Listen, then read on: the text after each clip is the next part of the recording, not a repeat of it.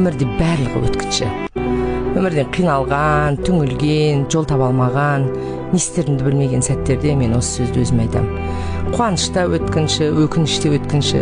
Дәл қазір осы видеоны көріп отырған адам бір анықты білсін. Ештеңке мәңгілік бұл өмірде тұрақтап қалмайды. Адамдар да кетеді, сіз өкпелеп жүрген, жек көріп жүрген өмірден.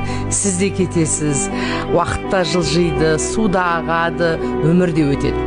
Осы ұстанымды анық білетін адам, ол ауыр ұстаным, жүрегіңе қатты әсер ететін ұстаным, анық білетін адам өмірдің ағысымен қатар жүреді. Сен өмірдің өткінші екенін, өтіп кететінін толық сезінген кезде әр сәттің қадірін білесің.